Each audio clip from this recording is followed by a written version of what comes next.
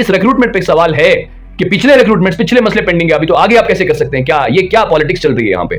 क्या बच्चों को गुमराह किया जा रहा है या लॉलीपॉप दिया जा रहा है कि भाई पिछला रिक्रूटमेंट रहने दो, आगे की तैयारी करो, और पिछले वो अपने हिसाब से करेंगे? एपटेक जैसी ब्लैकलिस्टेड कंपनी के द्वारा एग्जाम कंडक्ट किया और अपने उन पुराने स्कैमर्स को अंदर लाने की कोशिश की जा रही है। एक बहुत बड़ा सवाल है और ये हम करना चाहते हैं इस माध्यम से। Welcome back once again to the power point. कैसे हैं आप सब लोग? आपने देखा होगा गाइस कि इंटरनेट पे, सोशल मीडिया पे एक नोटिफिकेशन सरफेस हो रहा है।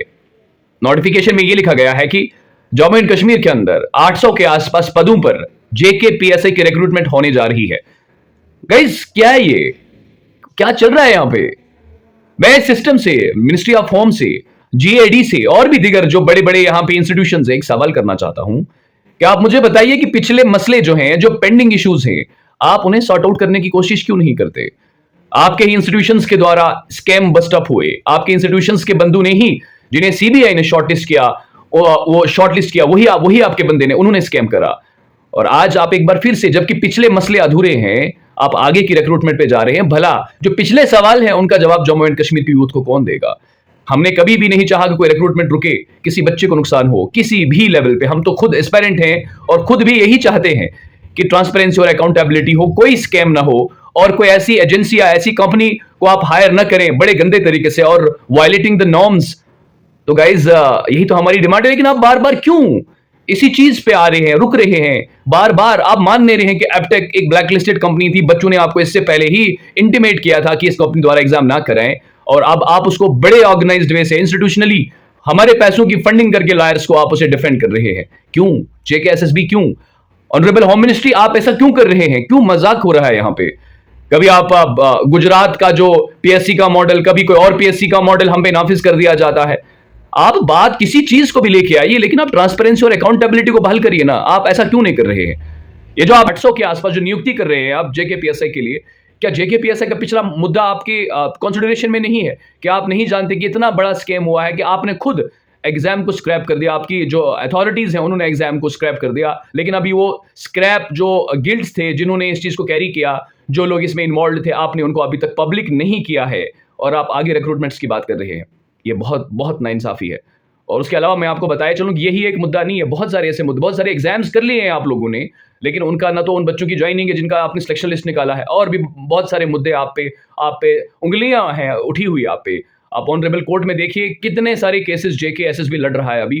कोई इंडिविजुअल एस्पायरेंट की तरफ से केस है, कोई कलेक्टिव बहुत सारे बच्चों की तरफ से केस किया गया। हजारों केसेस को आप फेस कर रहे हैं। क्यों? क्या आपको केस फेस करने के लिए चुना गया था, बनाया गया था? आपको लोगों की, एस्पायरेंट्स की बेहतरी के लिए बनाया गया था जेकेएसएसबी। मैं आपको आपकी असलियत यहाँ पे बयान करता हूँ। ये आप जो दगेबाजी कर रहे हैं ना, ये जो आप धोखाधड़ी कर रहे हैं पब्लिक इंटरेस्ट के साथ, ये बहुत गलत कर रहे हैं आप। और मैं मिनिस्ट्री ऑफ होम से भी एक सवाल करता हूं कि आप इन्हीं से पूछिए जो इन्होंने पिछले दिनों काम किए हैं, स्कैम्स किए हैं, इनके बंदे इन्वॉल्व निकले स्कैम में, और स्कैमर्स को शॉर्टलिस्ट भी किया गया, और यही बोर्ड उन्हीं स्कैमर्स को बार बार हर नियुक्ति में जॉब दे रही है। आपने इनसे सवाल नहीं किया कि भला ये प्योरिफिकेशन कैसे होगा, ये सिस्टम पर्ग कैसे होगा? आप इस पे काम क्यों नहीं कर रहे हैं? अकाउंटेबिलिटी और ट्रांसपेरेंसी पे काम क्यों नहीं हो रहा? आप लोग मिलजुल के एपटेक जैसी ब्लैकलिस्टेड कंपनी को हायर कर रहे हैं बार बार। और ये जो नोटिफिकेशन रिलीज हुआ अभी, एक बहुत बड़ा चिंता का विषय है। गाइस, जिद नहीं हमें किसी से, हम नहीं चाहते हैं किसी को प्रॉब्लम हो, हम चाहते हैं कि सबको जॉब मिले, लेकिन इस तरीके से आप बार बार गंदी हरकतें कर रहे हैं, जलील हरकतें कर रहे हैं, दलालियां होती हैं। क्यों कर रहे हैं आप ये सब चीजें? आप ऑटोक्रेटिक नहीं हो सकते यार, आप डिक्टेटर नहीं हो सकते यहाँ पे। जिस तरीके से आप काम कर रहे हैं ना, चाहे होम मिनिस्ट्री से ये नोटिफिकेशन निकलता है, मिनिस्ट्री ऑफ होम से, जीएडी कर रहा है, जेकेएसएसबी कर रहा है, ये डिक्टेटरशिप है यार। भारत एक लोकतंत्र है। क्यों आप लोगों के गलों पे छुरियां चला रहे हैं? क्यों तलवारें चला रहे हैं आप आम लोगों के ऊपर? क्यों हो रहा है ये सब चीजें? इन सवालों के जवाब कौन देगा हमें? मैं इस माध्यम से श्री नरेंद्र मोदी जी की गवर्नमेंट, मैं उनके बड़े आदर से उनका नाम लेता हूं, इसलिए कि भारत देश के प्रधानमंत्री हैं, उनके सिस्टम से एक सवाल करना चाहता हूं, उनके एडमिनिस्ट्रेशन से। क्यों, अगर आप लोगों के इतने चिंतित हैं, इतनी चिंता करते हैं लोग की भारत देश की, क्या ये लोग हम यूथ यहाँ की जम्मू, क्या हम आपके अपने नहीं है? क्या हम भारतीय नागरिक नहीं है? क्यों आप ही के सिस्टम के द्वारा परसिक्यूट किया जा रहा है जम्मू एंड कश्मीर की यूथ को? क्या आप तक हमारी आवाज नहीं पहुंच रही? क्या आपको नहीं मालूम कि जम्मू एंड कश्मीर के अंदर अनएम्प्लॉयमेंट क्या है?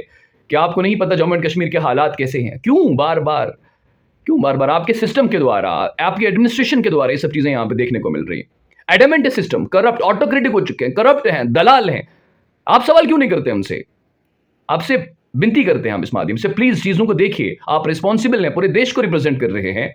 अपनी एडमिनिस्ट्रेशन को इस तरीके से चैनलाइज करें कि हर एक इंडिविजुअल सिटीजन को नुकसान ना हो, और जम्मू एंड कश्मीर की यूथ को। और इस रिक्रूटमेंट पे सवाल है कि पिछले रिक्रूटमेंट्स, पिछले मसले पेंडिंग है अभी, तो आगे आप कैसे कर सकते हैं? क्या ये क्या पॉलिटिक्स चल रही है यहाँ पे?